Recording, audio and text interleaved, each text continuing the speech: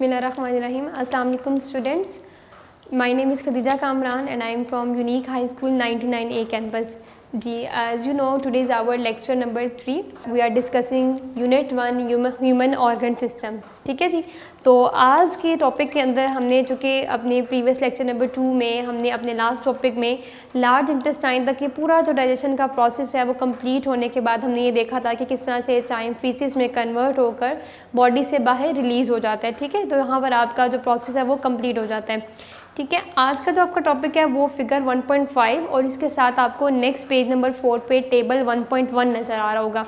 ठीक है, तो आज के टॉपिक में हमने ये डायग्राम में एक दफ़ा जो पूरा जो हमने प्रीवियस टॉपिक हमने डिस्कस किया था हमने आज उसको एक दफ़ा रिवाइज़ करना है, उसको ओवरव्यू करना है कि हमने क्या क्या कुछ इसमें पढ़ा था.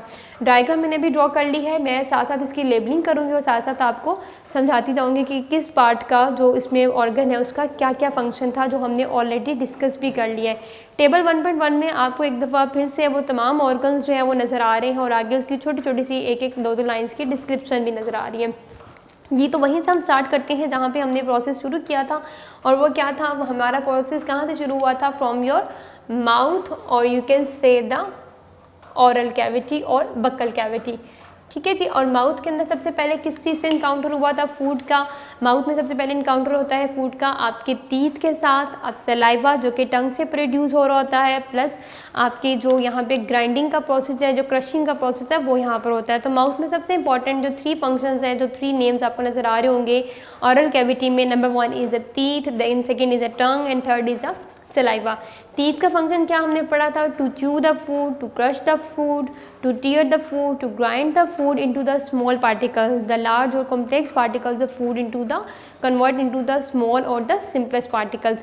देन उसके बाद सेकंड हमने टंग में पढ़ा था कि टंग के ऊपर जो है वो सलाइवरी ग्लैंड्स प्रेजेंट होते हैं जो कि एंजाइम्स प्रोड्यूस करते हैं. ठीक है, उन एंजाइम्स का ये फंक्शन होता है कि आपकी फूड में मौजूद जो स्टार्च है, स्पेशली यहाँ पे माइलेज एंजाइम प्रेजेंट होता है जो आपकी फूड में जो कार्बोहाइड्रेट है, जो स्टार्च है, उसको डाइजेस्ट करती है. थर्डली यहाँ पे सलाइवा है जिसका फंक्शन ये होता है कि बॉडी जो आपकी फूड है उसको सॉफ्ट कर दे और जो ये आपका फूड है, आपका जो ये बॉल ऑफ फूड है, इसको अब यहाँ पे हमने नाम क्या दे दिया था? Do you remember that? Yes, हमने इसको यहाँ पे नाम दिया था इस बॉल ऑफ फूड का, बोलस का. ठीक है जी, तो अब यहाँ से ये बोलस आगे मूव करता है passing through your pharynx and then it will be move into the esophagus, that is also called the food pipe और द फूड कैनाल. ठीक है जी, अब ये बोलस इसमें कन्वर्ट जब इसमें मूव करता है तो आपको याद होगा हमने इसोफेगस के टॉपिक में ये पढ़ा था कि यहाँ पर जो वेव्स होती हैं, जो wave of contraction and relaxation है, जो मस्कुलर वेव्स होती हैं वो इस बोलस को मूव करवाती हैं from your mouth till your stomach. ठीक है, from your mouth till your stomach.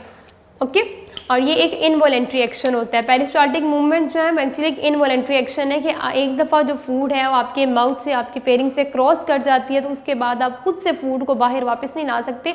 हाँ, एक कंडीशन ऐसी ज़रूर आती है कि जब आपकी फूड बाहर आ जाती है, मतलब कि जब आपकी बॉडी के अगेंस्ट वो रिएक्शन होता है जिसको हम कहते हैं anti peristaltic movement. Anti peristaltic movements में क्या होता है कि यही जो मूवमेंट्स आपने माउथ से स्टमक तक पढ़ी हैं कि वो वेव लाइक मूवमेंट्स हैं जो कि मूव करवाती हैं फूड को माउथ से स्टमक तक, यही मूवमेंट्स इनको पेरिस्टाल्टिक कहते हैं. यही मूवमेंट्स अगर रिवर्स हो जाएं, यानी कि वो स्टमक से बैक हो जाएं अगर माउथ की तरफ, तो क्या होता है, क्या कंडीशन होती है जब आपकी फूड बाहर आती है? That is a vomiting condition. Okay, जब आपको वॉमिट होती है तो क्या होता है कि आपकी बॉडी से जो आप ही की डाइजेस्ट, आप ही की खाई हुई फूड होती है वो वापस बाहर आ जाती है. बट वॉमिटिंग कभी भी एक हेल्दी कंडीशन नहीं होती. डेफिनेटली कि आपको कोई हेल्थ इशू होता है, आपका स्टमक डिस्टर्ब है, कोई और आपको हेल्थ इशू है, तो उस वजह से जब आपको वॉमिट आती है तो वो आपकी कौन सी मूवमेंट्स होती हैं वॉमिटिंग के दौरान? They are the anti peristaltic movements.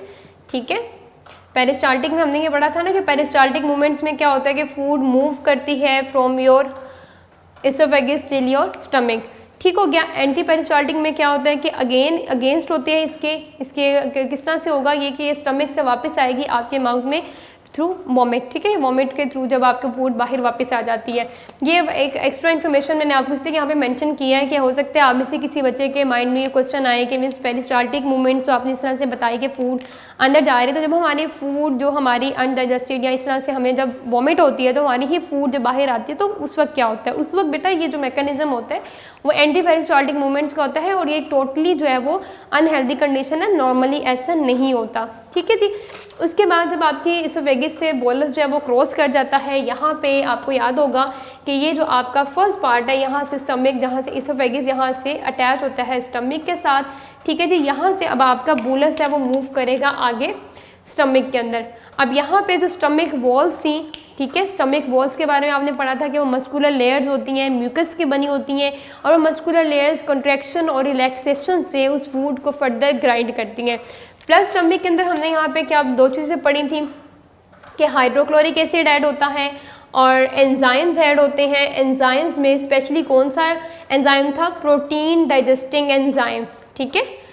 और HCl का फंक्शन हमने क्या पढ़ा था, to kill the micro organisms, to kill the micro organism. ये सारा जो टॉपिक है आज का आपका उन प्रीवियस टॉपिक्स का आपका समराइज करके उसको रिवाइज करवाया जाएगा जो कि आपका टेबल 1.1 में गिवन है, ठीक है जी। एंजाइम्स यहाँ पे प्रोटीन डाइजेस्टिंग एंजाइम्स रिलीज होंगे, HCl क्या करेगा, माइक्रो ऑर्गेनिजम्स को किल करेगा एंड आफ्टर दैट यहाँ पे जो आपका बोलस ऑफ फूड था उसको हमने क्या नाम दे दिया था, यहाँ पे हमने उसको mixing of these HCl and enzymes, after the mixing of HCl enzymes we will turn the bolus into the chyme.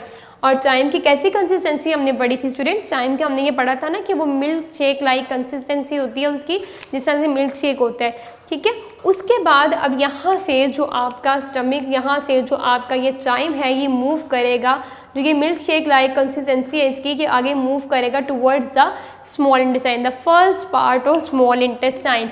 यहाँ पे जो ये आपको दो जंक्शन नजर आ रहे हैं, this one is called the duodenum, ठीक है जी, इसको हम पाइलोरिक स्फिंक्टर भी कहते हैं। और यहाँ पे आपका जो कि हार्ट के करीब होता है तो इसको हम कार्डियक स्फिंक्टर कहते हैं। दिस पाइलोरिक स्फिंक्टर यहाँ पे ड्यूडिनम जो कि स्मॉल इंटेस्टाइन का फर्स्ट पार्ट है, ठीक है। यहाँ से अब वो जो चाइम है वो मूव कर जाता है इनटू द स्मॉल इंटेस्टाइन। अब यहाँ पे स्मॉल इंटेस्टाइन के अंदर आपकी जो चाइम है ये मूव करेगा। अब स्मॉल इंटेस्टाइन के अंदर आगे फर्दर क्या होगा, स्मॉल इंटेस्टाइन में आपको याद है कि हमने पढ़ा था स्टमक में कि फूड अभी पार्शियली डाइजेस्टेड है, अभी वो कम्प्लीटली डाइजेस्ट नहीं हुई स्टमक में, तो वो जो पार्शियली डाइजेस्टेड फूड है उसको फर्दर डाइजेस्ट करवाने के लिए स्टमक से आपके स्मॉल इंटेस्टाइन में लीवर से सिक्रीशंस ऐड होती हैं। एक हमने लीवर का पढ़ा था, एक हमने पेंक्रियाज का पढ़ा था, और मैंने वहाँ पे आपको ये मेंशन भी किया था कि जब मैं आपको लास्ट में इस पूरे टॉपिक का एक दफ़ा ओवरव्यू दूंगी तो मैं आपको बताऊंगी कि यहाँ पे क्या हुआ था, लिवर का एक कनेक्शन पॉइंट और ये पेंक्रियाज का। यू कैन सी कि ये दोनों से, ये देखिए ये जो लिवर से आ रहा है, मैं ग्रीन मार्कर ही यूज़ कर रही हूँ सो डैट कि आपको क्लियर होती है। ये देखिए ये, और ये यहाँ से ये पेंक्रियाज है, ठीक है, ये यहाँ से मूव करता हुआ ये स्मॉल इंटेस्टाइन पे पहुँच गया। और लिवर से जो हमारी सिक्रेशन ऐड हुई थी वो क्या थी, दे आर बाइल, और पेंक्रियाज से जो ऐड हुई थी they are the pancreatic juice. और इस पेंक्रियाटिक जूस का मेन फंक्शन क्या था कि वो फैट्स को डाइजेस्ट करता है, they contain the fats digesting enzymes, ठीक है। लिवर में से बाइल एंड पेंक्रियाज से pancreatic juice, they contain the fats digesting enzymes, और इन फैट्स को कन्वर्ट किया जाता है into the simplest particles which are the fatty acids, ठीक हो गया। अब ये आगे मूव करती है कहाँ पे, आपकी जो ये चाइम है, जो ये फूड थी आपकी, वो मूव करती है into the small intestine. Small intestine में हमने फर्दर ये पढ़ा था कि जो ये आपका स्मॉल इंटेस्टाइन का स्ट्रक्चर है इसके अंदर numerous finger like projections present होती हैं जो कि स्मॉल इंटेस्टाइन का सरफेस एरिया इंक्रीज करती है। स्मॉल इंटेस्टाइन के अंदर न्यूमरस फिंगर लाइक प्रोजेक्शंस हैं जो कि सरफेस एरिया इंक्रीज करती हैं स्मॉल इंटेस्टाइन का। फिंगर लाइक प्रोजेक्शंस है वो किस तरह से होती हैं, they are in this way, ठीक। और इनको हम क्या कहते हैं, क्या नाम हमने इनका पढ़ा था, दैट इज़ द विलाई। ये सरफेस एरिया इंक्रीज करती हैं सो डैट के अब जब फूड कम्प्लीटली डाइजेस्ट हो गई है स्मॉल इंटेस्टाइन में, So after the complete digestion of food, now the food is ready to be absorbed in the blood. Whatever you will eat will ultimately become the part of your blood. So definitely अगर आप healthy food लेंगे तो आपका blood भी healthy होगा, आपकी body भी healthy होगी. अगर आप किसी तरह की junk food है या bad food यूज़ करते हैं या unhygienic food यूज़ करते हैं तो obviously आपका blood भी जो है वो healthy नहीं होगा. ठीक है जी. तो स्मॉल इंटेस्टाइन में जब यहाँ से सिक्रीशंस ऐड हो जाती हैं, फर्दर उस पार्शियली डाइजेस्टेड फूड को डाइजेस्ट कर दिया जाता है. After the complete digestion now the food is ready to be absorbed in the blood. इस एब्जॉर्प्शन को हेल्प करने के लिए स्मॉल इंटेस्टाइन में फिंगर लाइक प्रोजेक्शंस प्रेजेंट हैं जिन्हें हम विलाई कहते हैं, जो कि स्मॉल इंटेस्टाइन का सरफेस एरिया इंक्रीज करती है. ठीक है.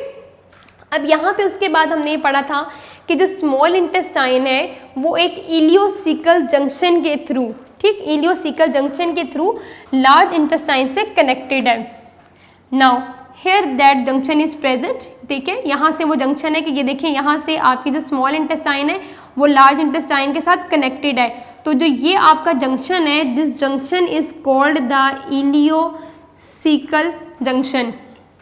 और मैंने आपको प्रीवियस टॉपिक में बताया भी था कि इसका नाम हमने इलियोसिकल जंक्शन क्यों रखा होता है, because it is the connection between the ilium which is the last part of small intestine and the caecum.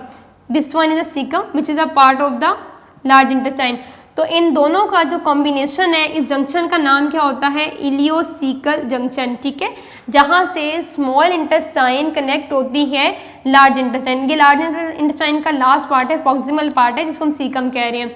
Okay, अब यहाँ से जो चाइम था, जो आपका स्टमक से चाइम का जब आपने वर्ड दिया, उसके बाद अभी चाइम मूव कर जाएगा आपकी लार्ज इंटेस्टाइन के अंदर.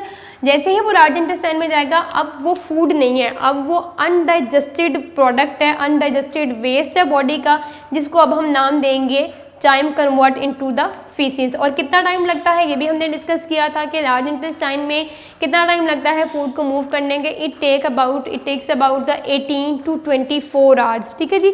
Now the undigested food will move into the large intestine, here in the large intestine. ठीक है, रेड से शो किया हुआ है. And this one is the final ending of the large intestine, that is the anus. ठीक है जी.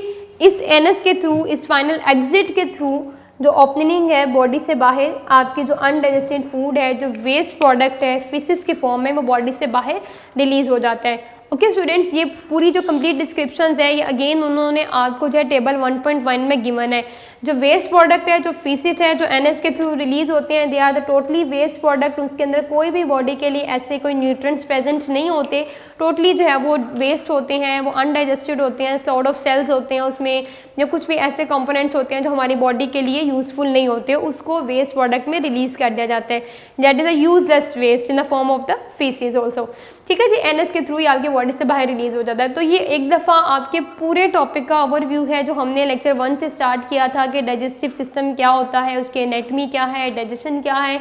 तो इस पूरे टॉपिक के अंदर आपको एक दफ़ा अंडरस्टैंड हो गया कि माउथ से लेकर एनएस तक जो आपकी फूड है बोलस में कन्वर्ट हुई, बोलस से वो चाइम में कन्वर्ट हुई, चाइम में वो आगे फर्दर जो है वो फीसिस में कन्वर्ट, और फीसिस फाइनली जो है जो यूजलेस वेस्ट है वो आपकी बॉडी से बाहर रिलीज हो जाता है.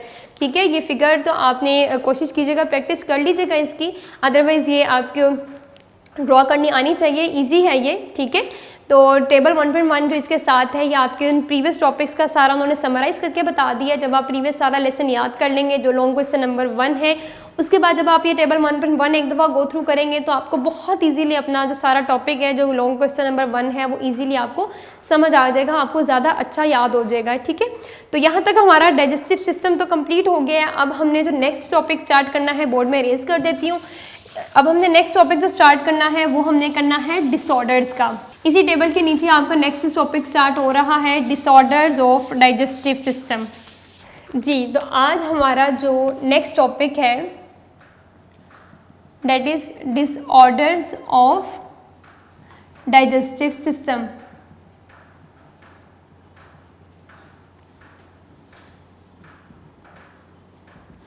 ओके जी, आप में से मे भी किसी स्टूडेंट के माइंड में क्वेश्चन आए कि डिसऑर्डर, जैसे कि डिसऑर्डर का मतलब बीमारी होता है, तो डिजीज़ का मतलब भी बीमारी होता है. तो डिजीज़ और डिसऑर्डर में क्या डिफरेंस हुआ, ठीक है, दोनों का मतलब तो बीमारी है ज़ाहिर, तो दोनों हम एलिमेंट को कहते हैं, लेकिन इन दोनों में डिफरेंस क्या होता है। देखिए बेटा, डिजीज़ एक ओवरऑल टर्मिनोलॉजी है, ठीक है, जैसे कि आप कह सकते हो, यू कैन से कि जिस तरह से टाइफाइड है, ये एक डिजीज़ है, इसमें ओवरऑल पूरी बॉडी जो है वो इसमें विक्टिमाइज हो जाती है, पूरी बॉडी जो है वो इन्फेक्ट करती है, ठीक है, सिम्टम्स आती हैं और ये सब कुछ होता है, ठीक है, वो डिजीज़ है, आपकी बीमारी है, यानी पूरी बॉडी इसमें सफ़र कर रही है किसी न किसी फॉर्म में। डिसऑर्डर का मतलब, जैसे कि एक वर्ड आपने ऑर्डर पढ़ा हुआ है, ऑर्डर कहते हैं किसी चीज़ का सीक्वेंस में होना, ठीक है, डिसऑर्डर यानी कि वो अपने सीक्वेंस से हट गई है, ठीक, मतलब क्या वो ख़राब तरीके से वो प्रॉपरली परफॉर्म नहीं हो रहा, क्या उसमें प्रॉब्लम आई, ठीक, इसको हम कहते हैं डिसऑर्डर। अब डिसऑर्डर जो होती हैं वो बॉडी के किसी स्पेसिफिक पार्ट की है, जैसे कि अब यहाँ पे डिसऑर्डर्स ऑफ डाइजेस्टिव सिस्टम में वो तमाम सिर्फ हमने वो डिसऑर्डर्स डिस्कस करनी है, वो प्रॉब्लम्स या वो इश्यूज डिस्कस करने हैं जो कि सिर्फ रिलेट करेंगे डाइजेस्टिव सिस्टम को, ठीक है। सिमिलरली आप डिसऑर्डर्स ऑफ सर्कुलेटरी सिस्टम भी पढ़ेंगे, आप डिसऑर्डर्स ऑफ नर्वस सिस्टम भी पढ़ेंगे, तो जहाँ पर जिसकी डिसऑर्डर आएगी आप उसमें सिर्फ उस टॉपिक से या उस सिस्टम से रेलिवेंट आप वहाँ पे प्रॉब्लम्स या इश्यूज को डिस्कस करेंगे, ठीक है। तो डिसऑर्डर ऑफ डाइजेस्टिव सिस्टम में अब हम सिर्फ वो इश्यूज डिस्कस करेंगे, हम सिर्फ वो प्रॉब्लम्स डिस्कस करेंगे जो हमें डाइजेस्टिव सिस्टम से रिलेटेड जो है वो नज़र आएंगे। आपके ऑल्दो की बहुत सारी डिसऑर्डर्स एंड डाइजेस्टिव सिस्टम की आपके सिलेबस में जो गिवन है, जो आपकी बुक में गिवन है, वो 3 है। Number 1 is the constipation, the very common disorder is a constipation. Normally हमें से हर इंसान लाइफ के कभी ना कभी स्टेज पे हम इस डिसऑर्डर से सफ़र करते हैं, ठीक है जी, दैट इज़ अ कॉन्स्टिपेशन। अब इसके अंदर होता क्या है, आपको याद होगा कि हमने ये पढ़ा था कि स्मॉल इंटेस्टाइन के अंदर जो है आपकी फूड जो एब्जॉर्ब हो जाती है, ठीक है, उसके बाद वो आगे मूव करती है लार्ज इंटेस्टाइन की तरफ। अब लार्ज इंटेस्टाइन की तरफ जब वो मूव करती है तो उस वेस्ट प्रोडक्ट में से आगे जो फर्दर है उसमें से जो वाटर है, अगर उसकी एब्जॉर्प्शन नहीं हो पाती, ठीक है, जब वो वाटर एब्जॉर्ब नहीं होता उसमें से, ठीक, यानी कि जो आपका वेस्ट प्रोडक्ट है, जो आपका अनडाइजेस्टेड वेस्ट है, वो बहुत ज़्यादा हार्ड हो जाता है, ठीक है। वो हार्ड क्यों हो जाता है कि उसके अंदर वाटर प्रेजेंट नहीं होता, तो वो इतना हार्ड हो जाता है कि वो बॉडी से बाहर रिलीज़ नहीं हो पाता, बॉडी से बाहर मूव आउट नहीं कर पाता। और ये आमतौर पे ये डिसऑर्डर क्यों होती है, because of the lack of dietary fibre. आप अगर बहुत ज़्यादा जो है वो हार्ड फूड यूज़ कर रहे हैं जो कि सख्त है, जो कि आपको डाइजेशन में टाइम लगेगा डाइजेस्ट करने में, ठीक है, उसमें डाइटरी फाइबर्स की कमी है, लैक ऑफ डाइटरी फाइबर्स, वो तमाम ऐसी डाइट जिनके अंदर अगर डाइटरी फाइबर्स प्रेजेंट नहीं है, जो खाने में आपको जो है वो टाइम टेकिंग है, डाइजेशन में टाइम टेकिंग है, तो वो जो तमाम ऐसी जो आपकी फूड आइटम्स हैं वो आपको कॉन्स्टिपेशन कॉज कर सकती हैं, that is because of the lack of dietary fibres. और इसकी वजह से क्यों होता है, बिकॉज के इस कंडीशन में लैक ऑफ वाटर होता है इंटेस्टाइन के अंदर, वाटर की जो है वो एब्जॉर्प्शन जो है वो नहीं हो पाती, तो इस वजह से जब वो वाटर जो उसके अंदर चूँकि वाटर प्रेजेंट नहीं होता, तो जो फीसिस हैं, जो स्टूल हैं, वो हार्ड हो जाते हैं। जब वो फीसिस या स्टूल हार्ड हो जाते हैं तो क्या होते हैं कि वो बॉडी से बाहर रिलीज़ नहीं हो पाते, तो जो वही वेस्ट प्रोडक्ट है वो आपके रेक्टम के अंदर जो है वो स्टोर रहता है, ठीक है। और ये इसको कॉन्स्टिपेशन को हम वैसे तो लगता है शायद कि कोई इतना बड़ा इशू नहीं है, but no, it's one of the mother of disease. इसके बारे में कहा जाता है medically it's a mother of disease. ये बहुत सी दूसरी बीमारियों का बाइस भी बन सकता है। क्यों? क्योंकि देखें, जो आपका वेस्ट प्रोडक्ट है, जो अनडाइजेस्टेड वेस्ट है आपकी बॉडी का, उसके अंदर ऐसे हार्मफुल कंपाउंड्स भी, ऐसे कंपोनेंट्स भी मौजूद होते हैं जो कि आपकी बॉडी के लिए नुकसानदेह, आपकी बॉडी के लिए हार्मफुल है। इनका बाहर निकलना, इनका बॉडी से रिलीज़ होना ही हमारी बॉडी के लिए ज़रूरी है, हमारी बॉडी के लिए इसेंशियल है, ठीक है। तो लैक ऑफ डाइटरी फाइबर्स की वजह से जो है ये प्रॉब्लम आती है। इसके ट्रीटमेंट्स भी कुछ उन्होंने बताए हुए हैं। ट्रीटमेंट्स इसके बहुत सिंपल हैं, आप अपना लाइफस्टाइल ऐसा रखें कि एक्सरसाइज भी इसमें ऐड हो, बिल्कुल इस तरह का सीडेंट्री लाइफस्टाइल, बैठे रहने का रिलैक्सिंग लाइफस्टाइल नहीं होना चाहिए। You must do some sort of the exercise, drinking lot of water, taking dietary fibers, ठीक है। ये इसके कुछ हम ट्रीटमेंट्स यहाँ डिस्कस कर लेते हैं, कैसे हम कॉन्स्टिपेशन को अवॉइड कर सकते हैं इस डिसऑर्डर को, बाय डूइंग एक्सरसाइज। आजकल जैसे आप लोग घरों में भी हैं तो कोई ना कोई अपनी एक्सरसाइज, कोई ना कोई अपनी फिजिकल एक्टिविटी ज़रूर रखें ताकि जो आप जो है वो हेल्दी लाइफ गुजारें। देन उसके बाद आप इसमें अपनी डाइट के अंदर ऐसे न्यूट्रिएंट्स ऐड करें which contain the loads of dietary fibre, जिनमें से एक बड़े कॉमन डाइटरी फाइबर जो कि हम बनाना या जितने भी प्लांट्स वाली जो फूड होती है, आमतौर पे लीफी फूड है, उनमें डाइटरी फाइबर्स प्रेजेंट होते हैं, एक कॉमन ट्रीटमेंट जिसके लिए हम करते हैं वो इसबगोल उसके लिया जाता है, ठीक है। That is one of the very very common dietary fibre जो हम अपनी डाइट के अंदर ऐड करते हैं, उसको वार्म मिल्क में ऐड करके आप उसको ले सकते हैं अगर कॉन्स्टिपेशन का इशू होता है। आमतौर पे हम ये यूज़ भी करते हैं, एक होम रेमेडी है हमारी। देन उसके बाद ड्रिंकिंग प्लेंटी ऑफ वाटर, बहुत ज़्यादा पानी पीने से भी आप अपनी इस जो प्रॉब्लम है कॉन्स्टिपेशन की इसको ओवरकम कर सकते हैं, क्योंकि वो जो स्टूल होता है, वो जो फीसेस है वो ड्राई होता है, उसके अंदर वाटर नहीं प्रेजेंट होता, तो इसलिए उसको बॉडी से बाहर इजेक्ट आउट होने में, बॉडी से बाहर रिलीज होने में टाइम लगता है, प्रॉब्लम होती है।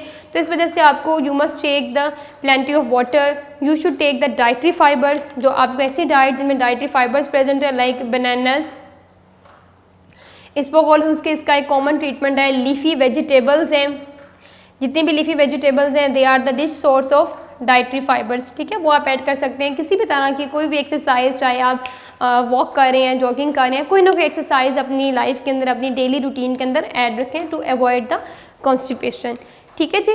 उसके बाद हम आगे मूव करते हैं द नेक्स्ट। अब ये इसके बिल्कुल ऑपोजिट है। कॉन्स्टिपेशन में हमने ये पढ़ा था ना कि जो वाटर है वो एब्जॉर्ब नहीं हो पाता, तो क्या होता है, वाटर बहुत ज़्यादा एब्जॉर्ब हो जाता है। जब वो वाटर बहुत ज़्यादा एब्जॉर्ब हो जाता है तो जो फीसिस हैं वो हार्ड हो जाते हैं। जब वो फीसिस हार्ड हो जाते हैं तो वो बॉडी से बाहर रिलीज़ नहीं हो पाते, ठीक है, उसमें एक्सेस ऑफ वाटर एब्जॉर्ब हो जाता है लार्ज इंटेस्टाइन के अंदर। अब इसके बाद जो नेक्स्ट है आपकी वो है जी डायरिया। डायरिया, ठीक है, इसको कॉमनली हम लूज मोशन भी कहते हैं। अब इसके अंदर क्या होता है, कॉन्स्टिपेशन में तो ये हुआ ना कि एक्सेस ऑफ वाटर एब्जॉर्ब हो गया तो फीसेस हार्ड हो गए, इतने हार्ड हो गए कि बॉडी से बाहर रिलीज नहीं हो रहे। डायरिया में क्या होता है कि डायरिया में जैसे कि लूज मोशन, इसमें प्लेंटी ऑफ वाटर प्रेजेंट होता है, बहुत ज़्यादा वाटर प्रेजेंट होता है कि जो वाटर है उसकी एब्जॉर्प्शन ही नहीं हो पाती, ठीक है।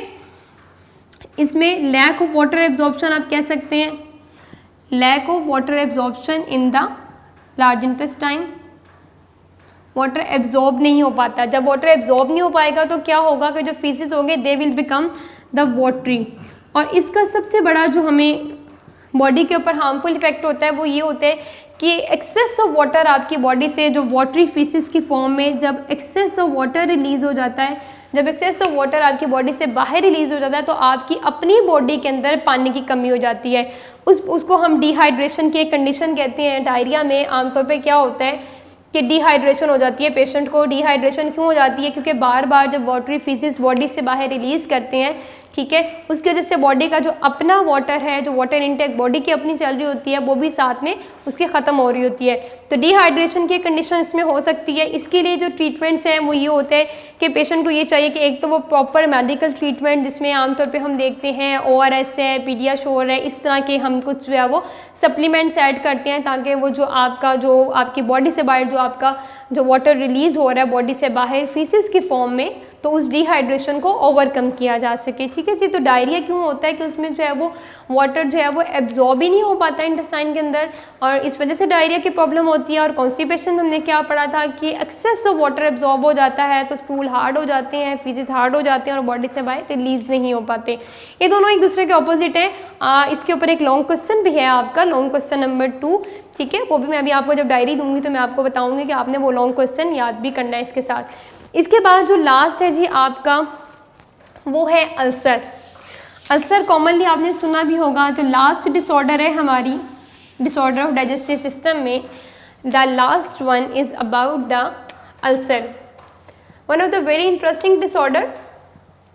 इसमें एक बड़ी कुछ नई चीज़ भी आपके लिए है इसे समझने के लिए। अल्सर, अल्सर क्या होता है? Ulcer is basically the infection of stomach walls, ठीक है जी, इन्फेक्शन ऑफ स्टमक वॉल्स। अब कैसे स्टूडेंट्स, आपको याद है हमने पढ़ा था कि जो हमारी स्टमक वॉल्स होती हैं they are made up of the mucus layer. मैंने डायग्राम के अंदर भी आपको ड्रॉ करके भी बताया था, आपकी बुक में भी फिगर में मेंशन है, फिगर 1.3 है आई थिंक जी, फिगर 1.2 में आपको उन्होंने म्यूकस लेयर्स का बताया भी हुआ है कि स्टमक वॉल्स किस चीज़ की बनी होती है, म्यूकस लेयर्स की। अल्सर में क्या होते हैं? Ulcer is basically the inflammation of the stomach walls. Ulcer is the inflammation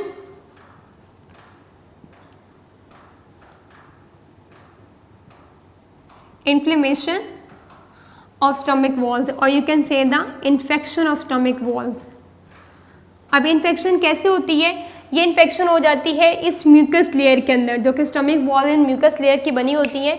in mucus layer के अंदर इन्फेक्शन हो जाती है, इसके अंदर इन्फ्लेमेशन हो जाती है, तो क्या होते हैं, अल्सर हो जाते हैं। इसको हम आमतौर पर भी क्या कहते हैं, सोजिश हो जाना, ठीक है, स्टमक वॉल्स में सोजिश हो जाना, इन्फ्लेमेशन हो जाना। अब ये म्यूकस लेयर्स हमारी क्यों डिस्ट्रॉय हो जाती हैं, क्यों इन्फ्लेमेशन हो जाती है, क्यों इन्फेक्शन हो जाती है, उसकी ये रीज़न है कि अगर आप अपनी डाइट में बहुत ज़्यादा, अगर इसका कॉज क्या है, आपकी डाइट में बहुत ज़्यादा स्पाइसी फूड है, आप कोई ऐसी डाइट यूज़ कर रहे हो जिसके अंदर अगर एसिड्स हैं, कोल्ड ड्रिंक्स वगैरह हैं आपकी जिनमें कार्बोनिक एसिड प्रेजेंट होता है, तो इस तरह की जो डाइट है वो आपकी म्यूकस लेयर को, जो स्टमक वॉल्स हैं, उसको इन्फेक्ट कर सकती हैं, ठीक है। तो इस वजह से स्टूडेंट्स आपको इस तरह की जो डाइट है, बहुत ज़्यादा स्पाइसी फूड है, जो एसिडिक फूड्स है, इस तरह के जो कोल्ड ड्रिंक्स हैं, उन्हें अवॉइड करना चाहिए, सो डैट कि आपको जो है वो इस तरह का कोई भी इशू खुदा ना खास्ता ना हो, ठीक है। तो अब यहाँ पर आपके माइंड में शायद एक क्वेश्चन आएगा, कुछ स्टूडेंट सोचेंगे कि हमारे अपने स्टमक के अंदर भी तो हाइड्रोक्लोरिक एसिड प्रेजेंट होता है, तो वो फिर हाइड्रोक्लोरिक एसिड हमारे अपनी ही स्टमक वॉल्स को क्यों नहीं हार्मफुल होता। उसकी रीज़न ये है कि नो डाउट के हाइड्रोक्लोरिक एसिड, ये एक बड़ा अच्छा क्वेश्चन है, अगर आपके माइंड में आता है ये क्वेश्चन, नो डाउट के हाइड्रोक्लोरिक एसिड आपके स्टमक वॉल्स रिलीज़ कर रही हैं, मगर उस हाइड्रोक्लोरिक एसिड जो है वो स्टमक वॉल्स को इसलिए हार्मफुल नहीं हो सकता, इसलिए उसे नुकसान नहीं पहुंचा सकता कि जो ये बहुत थिक कोटिंग है म्यूकस की, ये उससे प्रोटेक्ट कर रही है, ठीक है, ये आपकी स्टमक वॉल्स को प्रोटेक्ट कर रही है, यहाँ पे ये प्रोटेक्शन प्रोवाइड कर रही है। हमने पढ़ा भी था ना कि 3 लेयर्स जो हमें स्टमक वॉल्स के अंदर हमने पढ़ी थी, 3 लेयर्स पढ़ी थी, तो जो ये म्यूकस होती है, ये म्यूकस लेयर्स इसे प्रोटेक्शन प्रोवाइड कर रही होती है। लेकिन अगर आप कॉन्टीन्यूसली स्पाइसी फूड यूज़ कर रहे हैं, कुछ इस तरह की आप एसिडिक फूड यूज़ कर रहे हैं, तो उससे आपकी mucus layer Aahista Aahista damage होगी। जब वो डैमेज होगी तो उसके अंदर इन्फेक्शन हो जाएगी, जब वो इन्फेक्शन होगी तो वो आपको अल्सर कोज कर सकती है, ठीक है। तो इस तरह के जो पेशेंट्स होते हैं जिन्हें अल्सर का प्रॉब्लम होता है, उन्हें डॉक्टर्स जो ट्रीटमेंट्स के लिए बताते हैं, यहाँ पे ट्रीटमेंट्स भी मेंशन है, मैं ट्रीटमेंट भी लिख देती हूँ। तो इसका ट्रीटमेंट क्या होता है, कोर्स तो हमने ये पढ़ा था कि बहुत ज़्यादा स्पाइसी फूड लेने से, बहुत ज़्यादा आपको जो है इस तरह के जंक फूड लेने से या एसिडिक फूड लेने से अल्सर की प्रॉब्लम हो सकती है। ट्रीटमेंट इसका ये है बेटा कि जिनको अगर खुदा ना खासा ये प्रॉब्लम हो जाती है, तो इसके ट्रीटमेंट्स में जो बेसिक ट्रीटमेंट्स होते हैं वो ये होता है कि patient should add eggs and milk in their diet, ठीक है, सो डैट कि जो उसकी म्यूकस लेयर है जो कि डिस्टर्ब हो गई है, जो कि इन्फेक्ट हो गई है, eggs and milk should be added in the patients diet. Patient को अपनी डाइट में एग्स और मिल्क का जो एक्सेसिवली यूज़ करना चाहिए, so that it can treat the ulcer. इससे क्या होगा कि जो म्यूकस लेयर है वो रिपेयर होगी। They are use basically for repairing of the mucus layer, क्योंकि आपके अल्सर में प्रॉब्लम ही ये हुई है ना कि जो म्यूकस लेयर होती है वो डैमेज हो जाती है, ठीक है। तो इसको रिपेयर करने के लिए पेशेंट को अपनी डाइट में एग्स और मिल्क और साथ में कुछ मेडिकेशन है जो डॉक्टर्स की रिकमेंडेशन से आप स्टार्ट कर सकते हैं, तो उससे हम इस डिज़ीज़ को ओवरकम कर सकते हैं, हम इस डिज़ीज़ से बच सकते हैं, ठीक है जी। तो ये हो गया आपका अल्सर के हवाले से। Now disorders of digestive system has been completed. अब इसमें हमने कौन कौन सी डिसऑर्डर्स पढ़ी, constipation, then diarrhoea and then ulcer. तो यहाँ तक आपका जो आज का लेसन है और साथ ही जो आपका एक पूरा जो टॉपिक हमने स्टार्ट किया हुआ था डाइजेस्टिव सिस्टम, वो कंप्लीट हो गया है, ठीक है बेटा। आपने इसके साथ जो आपकी डायरी है वो भी मैं आपको मेंशन कर देती हूँ बोर्ड पे कि आपकी डायरी के साथ कौन कौन सी है, कौन कौन से MCQs हैं आपके, कौन से ऐसे शॉर्ट क्वेश्चन हैं। MCQ जो आपके आज से टॉपिक से रिलेटेड हैं, they are the MCQ number 16, ठीक है। शॉर्ट क्वेश्चन इसके साथ एक ही है जी, वो है शॉर्ट क्वेश्चन नंबर 5, और लॉन्ग क्वेश्चन नंबर 2 कंप्लीट आप देखेंगे, लॉन्ग क्वेश्चन नंबर 2 कंप्लीट कि उसमें उन्होंने यही सारा जो आपने डिसऑर्डर्स ऑफ डाइजेस्टिव सिस्टम है यही उन्होंने डिस्कस किया हुआ है। मैं आपको ये दोनों MCQ और ये शॉर्ट क्वेश्चन आपको बता भी देती हूँ। MCQ नंबर 16 जी, 16 MCQ from unique notes, which one of the following is cause due to the additional water in the intestine. जी, एडिशनल वाटर अगर हो जाए इंटेस्टाइन में तो कौन सी कंडीशन आती है आपकी, diarrhoea, constipation, ulcer, hemorrhoids, that is the diarrhoea. अगर एडिशनल वाटर होगा तो डायरिया की प्रॉब्लम होगी। अगर वाटर जो है वो एब्जॉर्ब भी नहीं हो पाएगा तो उसमें क्या होगा, सॉरी, अगर एक्सेसिवली वाटर एब्जॉर्ब हो जाएगा तो क्या होगा, उसके अंदर एक्सेसिवली एब्जॉर्प्शन की सूरत में आपको कॉन्स्टिपेशन की प्रॉब्लम हो सकती है। और अगर एडिशनल वाटर होगा, वाटर एब्जॉर्ब ही नहीं हो रहा, तो वाटरी फेजेस रिलीज हो रहे हैं, तो उसमें डायरिया का इशू होता है, ठीक है जी। उसके बाद आपका शॉर्ट क्वेश्चन नंबर 5 है, वो भी आज से टॉपिक से रिलेटेड है, व्हाट इज़ अल्सर, जो कि अभी हमने कंप्लीट किया है ना अल्सर। तो यही आपका एक शॉर्ट क्वेश्चन है, व्हाट इज़ अल्सर, छोटी सी डेफिनेशन है, ये आपने याद करनी है। और सेकेंडली इसके साथ ही आपका जो लॉन्ग क्वेश्चन नंबर 2 है, right a note on diarrhoea and lung cancer. अब इसमें जो फर्स्ट पार्ट है ना डायरिया, वो हमारा इस टॉपिक से रिलेटेड है, वो हमने पढ़ लिया है। तो आपने इस लेक्चर नंबर 3 के साथ आपने लॉन्ग क्वेश्चन नंबर 2 का वो पार्ट जिसमें सिर्फ डायरिया को डिस्कस किया ना, आपने बेटा अभी सिर्फ वो याद करना है। इसके साथ दूसरा पार्ट है ना लंग कैंसर, तो लंग कैंसर इंशाल्लाह जब हम रेस्पिरेटरी सिस्टम पढ़ेंगे तो वहाँ पे लंग कैंसर पढ़ेंगे, तो वो फिर आपने वहाँ पे याद करना है। अभी फिलहाल उसे याद नहीं करना आपने MCQ number 16, short question number 5 और लॉन्ग क्वेश्चन नंबर 2 का हाफ पार्ट जिसमें डायरिया डिस्कस हुआ है, आपने सिर्फ इतना याद करना है। ठीक है बेटा जी। तो यहाँ तक आपका जो एक पूरा सिस्टम है वो कंप्लीट हो गया। होप सो कि आपको समझ आया होगा। ठीक है स्टूडेंट्स, तो घर पे रहें और अपने घर वालों का बहुत सा ख्याल रखें, प्रिकॉशनरी मेजर्स लें और बहुत सा अपना ख्याल रखें, अपने पेरेंट्स का, सबका। सो इंशाल्लाह ताला आपको ये लेक्चर समझ आ रहे होंगे और लेक्चर्स के अकॉर्डिंगली ऑनलाइन क्लासेस में जो आपको लेक्चर्स डिलीवर किए जा रहे हैं उसके अकॉर्डिंगली अपने साथ के साथ अपनी डायरी ज़रूर याद करें। ओके स्टूडेंट्स, ओके, अल्लाह हाफिज़।